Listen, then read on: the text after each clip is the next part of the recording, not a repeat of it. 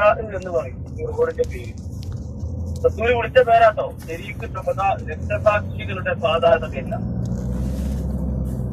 റസൂൽ സല്ലല്ലാഹു അലൈഹി വസല്ലം ഹിജ്റ 3-ാം വർഷം ശവ്വാൽ മാസം 6-ാം തീയതി വെള്ളിയാഴ്ച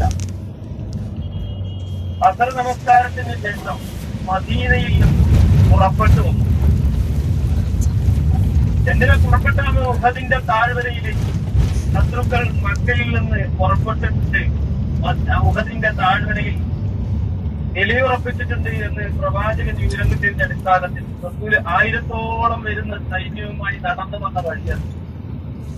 നമ്മളൊന്ന് ആലോചിച്ചേക്കാം പ്രവാചകന്റെ ആ വരവ്, റസൂലുള്ളാഹിന്റെ ആ വരവും റസൂലുള്ളാഹി സ്വല്ലല്ലാഹു അലൈഹി വസല്ലം അന്ന് രാത്രി ഈ വെള്ളിയാഴ്ച ദിവസം രാത്രി താമസിക്കുന്നത് ഇവിടെയാണ്.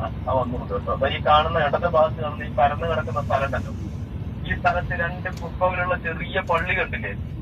അപ്പൊ ഈ ചെറിയ പള്ളിയുള്ള ആ 2 പള്ളി വെച്ച് 2 കുപ്പകളുള്ള ചെറിയ ഒരു പള്ളി കേട്ടാ. ആ പള്ളിയുടെ പേരാണ് സെയ്സൈൻ എന്ന് പറയുന്നത്. തെറായ് എന്നൊരു പേര് കൂടി, മസ്ജിദ് തെറായ്, പടച്ചട്ട എന്ന പേരിലാണ് അത് അറിയപ്പെടുന്നത്. തെറായ് എന്ന് പറയുന്നത് റസൂൽ ഇവിടെ നിന്നാണ് യുദ്ധക്കോപ്പുകളൊക്കെ റസൂൽ ശരീരത്തിൽ അണിഞ്ഞ് സഹാബാക്കൾക്ക് അത് അണിഞ്ഞു കൊടുത്തു. എന്നതിന് ശേഷം റസൂൽ ഇവിടെ നിന്നുകൊണ്ട് ഉഹദിന്റെ താഴ്വരയിലേക്ക് പോകാൻ നിൽക്കുന്ന സന്ദർഭത്തിലാണ് കപടവിശ്വാസികളായ 300-ഓളം ആളുകൾ പിന്തിരിച്ചു പോകും. പ്രവാചകൻ അറിഞ്ഞില്ലായിരുന്നു. അള്ളാഹുവിൽ എല്ലാം അറിയുന്നവൻ. റസൂൽ യഥാർത്ഥത്തിൽ അള്ളാഹു അറിയിച്ചു കൊടുത്തതല്ലാതെ മറ്റൊന്നും അറിയില്ല എന്നുള്ളതിന്റെ ഏറ്റവും വലിയൊരു ഉദാഹരണം.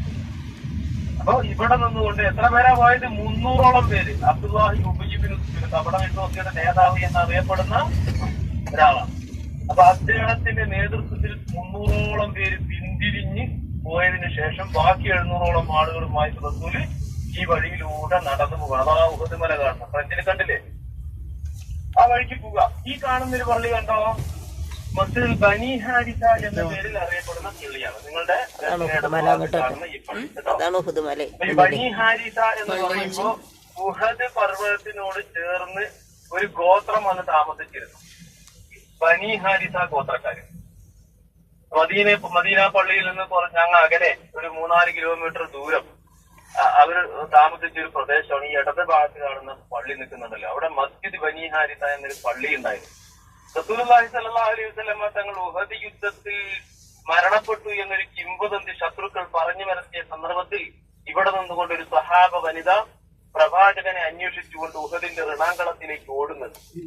എന്റെ നബി എവിടെയാണ്, എന്റെ പ്രവാചകൻ എവിടെയാണ്, ഒന്ന് കാണിച്ചു തരൂ എന്ന് പറഞ്ഞ് അവർ ഓടുന്ന സന്ദർഭത്തിൽ അവരുടെ സഹോദരനും അവരുടെ മക്കളും അവരുടെ ഭർത്താവുമൊക്കെ ഉഹദിൽ ഷഹീദായിട്ടുണ്ട്. പക്ഷെ അവർ അന്വേഷിക്കുന്നത് റസൂലിനെയായിരുന്നു. അങ്ങനെയായിരുന്നു അൻസാറുകൾ റസൂലിനെ സ്നേഹിച്ചിരുന്നത്. സഹാബാക്കൾക്ക് സമാധാനിപ്പിക്കുന്നുണ്ട്. എന്തിനാണ് കരയുന്നത്? സമാധാനിക്കൊന്നും സംഭവിച്ചിട്ടില്ല. പക്ഷേ പിടിവാശിയുള്ള ഒരു കുട്ടിയെ പോലെ അവർ വീണ്ടും വീണ്ടും പൊട്ടിക്കരഞ്ഞു. അങ്ങനെ ഉഹദിന്റെ ഋണാങ്കളത്തിലേക്ക് ഓടുന്ന സന്ദർഭത്തിൽ റസൂലുള്ളാഹി രക്തക്കറയുമായി പ്രവാചകന്റെ തോളിലും രക്തമെല്ലാം അറിയാതെ തോളിലിട്ട് റസൂൽ ഇങ്ങനെ നടന്നു വരുമ്പോൾ റസൂലിന്റെ അരികിൽ ചെന്നുകൊണ്ട് ആ തോള് തിരിച്ചു വാങ്ങിക്കൊണ്ട് റസൂലിന്റെ ആ തോളിലേക്ക് ഉമ്മ വെച്ചുകൊണ്ട് അവർക്ക് പറയുന്നുണ്ട്, റസൂലേ നിങ്ങൾ ജീവിച്ചിരിപ്പുണ്ടോ? എന്റെ ഹബീബേ നിങ്ങൾ ജീവിച്ചിരിപ്പുണ്ടോ? അങ്ങനെയാണെങ്കിൽ എന്റെ ഭർത്താവോ എന്റെ മക്കളോ എന്റെ സഹോദരനോ ശക്തിയായി ആരോടാ പറയണത്? റസൂലിനോട് അവർ പറയാം. റസൂലുള്ളാഹി സ്വല്ലല്ലാഹു അലൈഹി വസല്ലമയെ അവര് ഒന്നിച്ചു വന്ന് വിശ്രമിച്ച സ്ഥലമാണ്. അതുകൊണ്ട് മസ്ജിദുൽ മുസ്തറാഹ എന്നൊരു പേരുണ്ട് കേട്ടോ. റസൂലും സഹാബ വനിതയും കൂടെ യുദ്ധത്തിൽ പങ്കെടുത്ത ആളുകളൊക്കെ ചേർന്നുകൊണ്ട് വിശ്രമിച്ച സ്ഥലമായതുകൊണ്ട് തന്നെ വിശ്രമ കേന്ദ്രം എന്ന പേരിലാണ് ആ പള്ളി ഈ കാലഘട്ടത്തിൽ അറിയപ്പെടുന്നത്. ഓക്കെ, കിബിലമാറ്റം സംഭവിച്ചതുമായി ബന്ധപ്പെട്ടിട്ടുള്ള വിഷയത്തിൽ നമുക്കറിയാലോ. കിബിലത്തിൽ എന്ന കിബിലമാറ്റം ഷഅബാൻ 15 ഏറ്റവും വലിയ പ്രത്യേകതയാണ്. നമ്മുടെ നാട്ടിലെ പ്രത്യേകത വേറെ കേട്ടോ. ഇവിടെയുള്ള ഇസ്ലാമിക ചരിത്രം പരിശോധിച്ച് നോക്കുമ്പോൾ ഷഅബാൻ 15 ഏറ്റവും വലിയ പ്രത്യേകത ഈ മുസ്ലിമീങ്ങള് ഇൻഡിപെൻഡന്റ് ആയ ഒരു ദിവസമാണ് ഷഅബാൻ 15 എന്ന് പറയുന്നത്. അങ്ങനെ ആ ഷഅബാൻ 15 കിബിലമാറ്റം കിബിലത്തൈൻ എന്ന് പറയുന്ന അല്ലെങ്കിൽ മസ്ജിദ് ബനി സലമ എന്ന് പറയുന്ന പള്ളിയിൽ വെച്ചാണ് നടന്നതെങ്കിൽ ആ വാർത്ത പല പ്രദേശങ്ങളിലും കിട്ടാത്ത സന്ദർഭത്തിൽ ഈ പള്ളിയിൽ അത്ര നമസ്കരിച്ചു കൊണ്ടിരിക്കുമ്പോ ഒരാൾ വന്ന് ഇമാമിനോട് വിളിച്ചു പറയുന്നത് വിലമാറ്റം സംഭവിച്ച വിവരം റസൂലിന് അള്ളാഹു അറിയിച്ചു കൊടുത്തിട്ടുണ്ട്, അതുകൊണ്ട് തന്നെ ഇതിലെ മാറിയതായി പറയുന്നു, കാബയിലേക്ക് തിരിഞ്ഞ് നമസ്കരിക്കാൻ ആഹ്വാനം ചെയ്യുന്നത്. അങ്ങനെയാണ് ഇത് കേട്ടുകൊണ്ട് ഇവിടെയും എന്ത് ചെയ്യുന്നത്, തിരിഞ്ഞ് നമസ്കരിക്കുന്നത്. അങ്ങനെ 3 പള്ളികളിലാണ് മദീനയിൽ ചരിത്രപരമായ നമസ്കാരത്തിനിടയിൽ കാബയിലേക്ക് നമസ്കരിച്ചിട്ട്. 3ാമത്തെ പള്ളി ഖുബാ പള്ളിയാണ്, ഉപയോഗിക്കാണ് അറിയുന്നത്.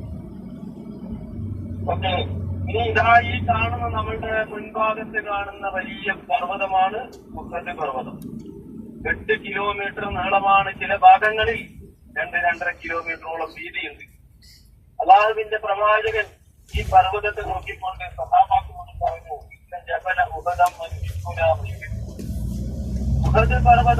ഉഹദ് പർവ്വതത്തെ ഞാൻ സ്നേഹിക്കുന്നു, ഉഹദ് പർവ്വതം എന്നെയും സ്നേഹിക്കുന്നു. സ്വാഭാവികമായും ഒരു പർവ്വതത്തെ സ്നേഹിക്കുക എന്ന് പറയുമ്പോൾ അതിന്റെ ലോജിക്ക് നമ്മൾക്ക് മനസ്സിലാവില്ല. റസൂലുള്ളാഹി സ്വല്ലല്ലാഹു അലൈഹി വസല്ലം പറഞ്ഞതെന്താ, നാളെ സ്വർഗത്തിലേക്കുള്ള കവാടം ഒന്ന് ഉഹദിലൂടെയായിരിക്കും, ഒരു കവാടം ഉഹദിലൂടെയായിരിക്കും.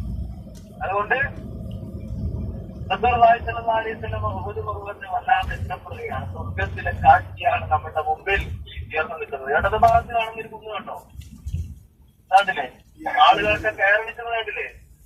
ആ കുന്നിന്റെ പേരാണ് ജബൽ റുമാസ് എന്ന് പറയും. വില്ലാളികളുടെ കുന്ന് എന്ന പേരിലാണ് ആ കുന്ന് അറിയപ്പെടുന്നത്. അനുസരണക്കേടിന്റെ പ്രതീകമായി കൊണ്ട് ഇന്നും ഓർമ്മയിൽ ഓരോ വിശ്വാസികളും അത് മനസ്സിൽ ഇങ്ങനെ കൊണ്ടു നടക്കുന്നുണ്ട്. എന്താണ്? അനുസരണക്കേടിന്റെ പ്രതീകമാണ്. എന്താണ് അനുസരണക്കേട്? ആര് കാണിച്ചോ? അള്ളാഹുവിനെയും അള്ളാഹുവിന്റെ റസൂലിനെയും റസൂല് പഠിപ്പിച്ചു തന്നവരെയും അനുസരിക്കാതിരുന്നു കഴിഞ്ഞാൽ അവസാനം പരാജയമാണെന്ന കുന്ന് നമ്മളോടൊന്നും വിളിച്ചു പറയുന്നത്. അപ്പോ നമ്മള് ഇറങ്ങണം, ഉറുദിലിറങ്ങണം.